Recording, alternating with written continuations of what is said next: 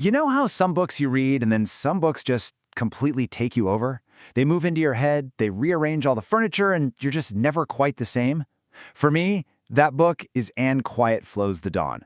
So today, we're going to do something a little different. We're going to do an anatomy of this masterpiece, find its heart, and figure out what makes it beat so powerfully. So let me just start with a question. Forget all the epic history for just a second. What if the one person on Earth who just sets your soul on fire, who gets you in a way no one else ever could, what if she was married to the guy next door? That right there, that's the spark that lights this whole incredible fire, making a massive story feel so intensely, painfully personal.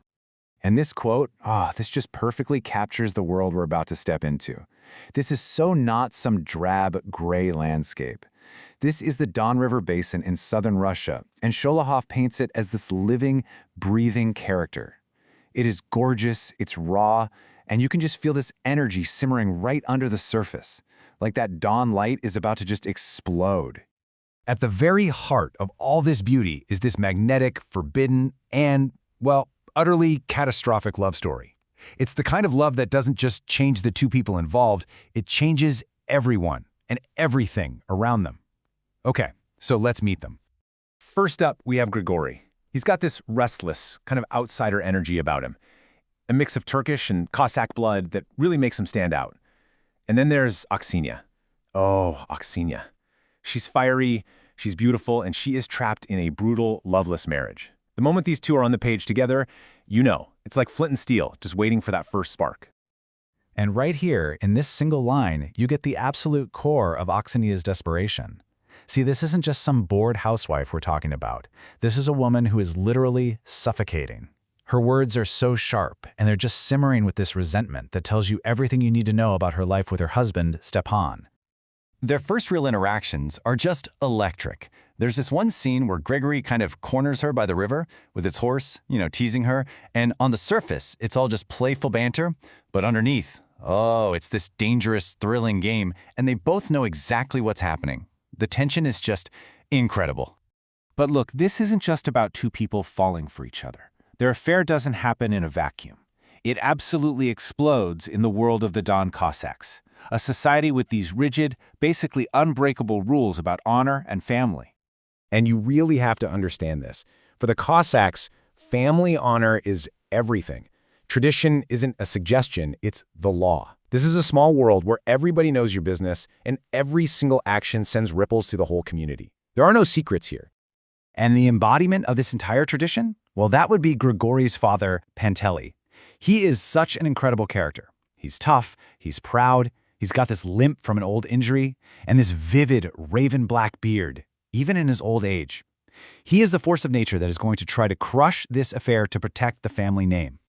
And this is where the personal drama just goes nuclear, because the family and the whole society, they don't just disapprove of this affair, they actively conspire to destroy it. They force Grigory into a marriage he doesn't want, creating this love triangle that is just absolutely brutal. So this sets up Grigori's impossible choice. On one side, you have Aksenia, the forbidden, passionate, all-consuming love of his life. And on the other, you have Natalia, the lawful wife his father chose for him. And she's a good person, she's dutiful, she's exactly what a Cossack wife is supposed to be, and she is not the woman he loves. It's just a completely heartbreaking dilemma. Okay, so, quick spoiler warning for the first part of the book. If you want to go in totally fresh, maybe just skip ahead like 30 seconds.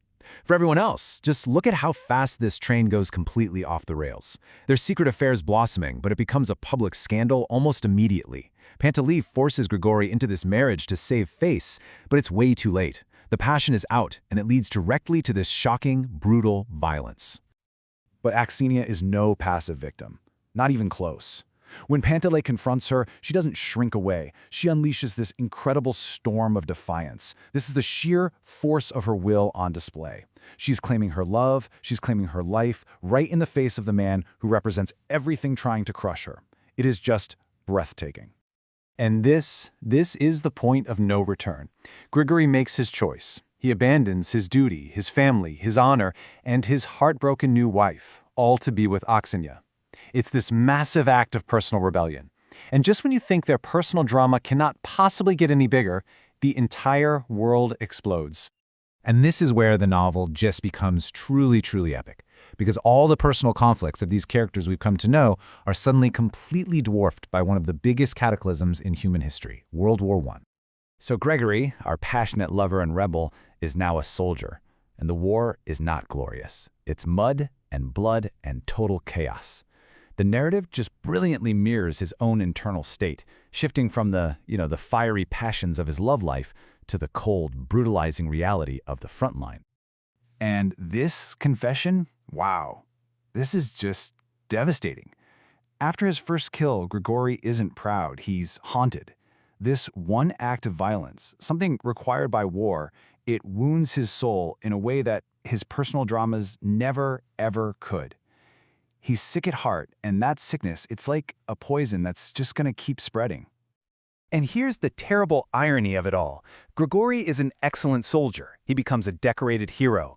But every single medal, every act of so-called bravery is just another step in the complete destruction of his own spirit. He excels at the very thing that is hollowing him out from the inside. So why? Why does this story, written a century ago, still feel so raw and immediate? I think it's because the war and the revolution, they're the backdrop, but the struggles themselves are just timeless. This isn't a history lesson. It's a deep, deep dive into the human condition. I mean, ultimately, this book is wrestling with the biggest questions we all face. How do you balance what your heart wants with what society demands? What does violence actually do to a person's soul?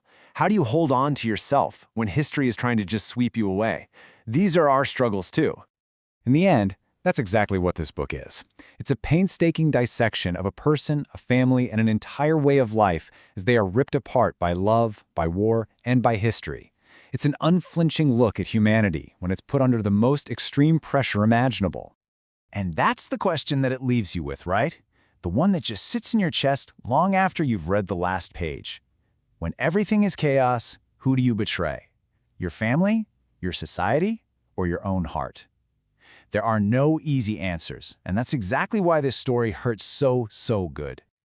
Honestly, I could talk about this book all day, but I really want to hear from you. Have you read it yet? Did it just completely wreck you as much as it did me? Let me know your thoughts down below. I really want to know.